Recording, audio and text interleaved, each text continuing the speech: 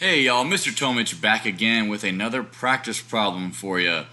This time, we're going to be given an equation and we're going to have to figure out the word problem that best matches this equation up here. So let us begin. Let's first of all read the question. Remember, we're going to use our cubes to annotate the problem and try to figure out what we're best looking for. So it says, which situation down here can be best represented by the equation y equals 100 plus c. So we're looking for a relationship that has to deal with adding. Okay, we're going to be adding here, obviously. First of all, let's identify our independent and our dependent variables. So remember, if you go back to last problem, we know that the dependent variable has to be the total, and the total is going to have to be by itself. We're trying to find that total. So in this particular equation, y is going to be our dependent variable. Okay, it's dependent on whatever the value of c is. Remember, the independent variable is going to be attached to a value. So the independent variable is going to be c. Right, so we have c and we have y up here.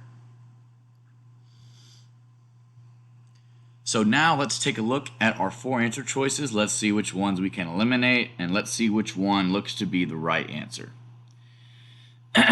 So it says, on answer choice A, Regina earned a total of y dollars, okay? So we know that we're looking for a total of y. Okay, and based on our equation, y is by itself, so this looks good for now. Looking for a total of y dollars at a rate of $100 for c days of work. All right, I want to take a look at this keyword rate here. All right, I'm going to change colors because this word rate is very important.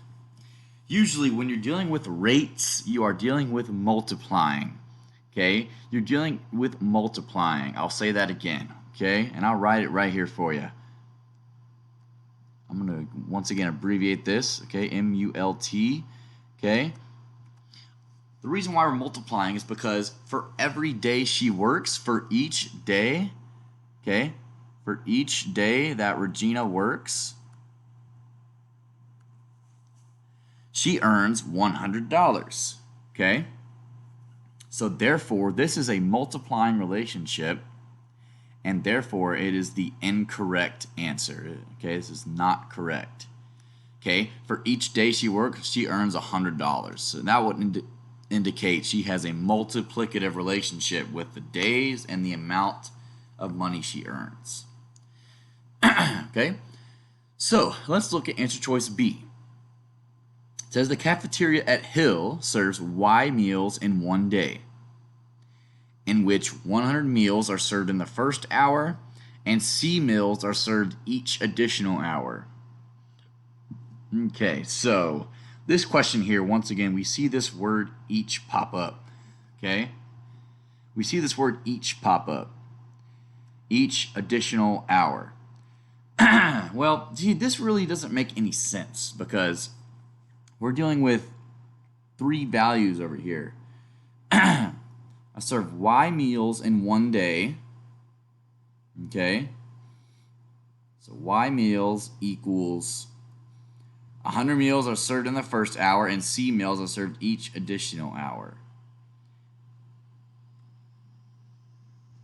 So we kind of get confused with the 100 meals first hour, C meals each hour. So it kind of becomes a big mess. So we're going to go ahead and eliminate that problem. Okay, we see that word each pop up again, which would indicate that there would be some sort of multiplicative relationship in this problem. Okay, so once again, we're going to be looking for those key words: rate, each, and etc. Okay, these words both mean multiply. So let's go to answer choice C. It says Parker has a total of Y baseball cards. Okay, a total of Y baseball cards. So once again, we had that total of y, and if you look up here on your table, you see that the total y variable, that is correct, so that matches up. Let's go ahead and write our equation out. Y equals, and let's continue. He has a total of y baseball cards. He started with 100, and yesterday he bought C more. Okay, so he started with 100,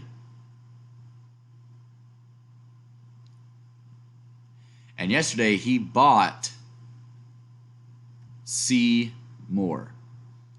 Okay, so there's your other variable. He bought C more.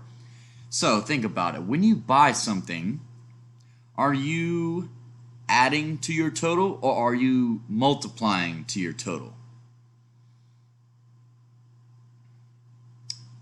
If you guessed adding, that's correct. Yes. Okay, you added to your total. So he started out with 100. Okay, and then he bought C more. Okay, he bought C more. So he added however many C was, we don't know, he bought C more. Okay, so this question right here would be the right answer. Put that in green. That's going to be your correct answer. Okay, I want to take a look at why answer choice D is not the correct answer real quick. So Dr. Williams had a total of 100 papers to grade, a total of 100 papers. But remember, guys, your total has to be the y variable up here. Has to be, okay? So just by reading the first little part of this sentence, we know that 100 equals is not the correct way to set up this equation. So we can automatically eliminate D. We're not trying to get to a total of 100. We're trying to get to a total of y. And that is y. D is not the correct answer.